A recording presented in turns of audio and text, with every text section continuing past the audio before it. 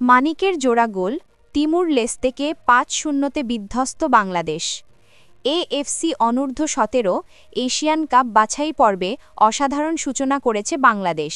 শনিবার চীনের তঙ্গিলাং লং স্টেডিয়ামে গোলাম রব্বানী ছোটনের শিষ্যরা ৫-০ গোলের বড় জয়ে উড়িয়ে দেয় তিমুর লেস্তেকে। ম্যাচে জোড়া গোল করে উজ্জ্বল ছিলেন মোহাম্মদ মানিক।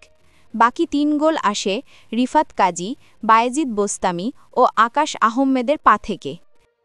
ম্যাচের শুরু থেকেই আধিপত্য দেখায় লাল সবুজের তরুণরা। ১১তম মিনিটে মানিকের নিখুঁত ক্রস থেকে হেডে প্রথম গোলটি করেন রিফাত। ২৮তম মিনিটে অধিনায়ক নাজমুল হুদা ফয়সালের ফ্রিকিক থেকে বল পেয়ে মানিকের শটে ব্যবধান দ্বিগুণ হয়। বিরতির ঠিক আগে গোলমুখে তৈরি জটলার সুযোগ কাজে লাগিয়ে দ্বিতীয়বার জালের দেখা পান মানিক। লিড বাড়ে ৩-০তে। দ্বিতীয়ার্ধ শুরু হতেই আক্রমণাত্মক ভঙ্গি বজায় রাখে বাংলাদেশ। ৪৬তম মিনিটে আজাদের পাস ধরে বায়েজিদ বোস্তামি দলের চতুর্থ গোলটি করেন।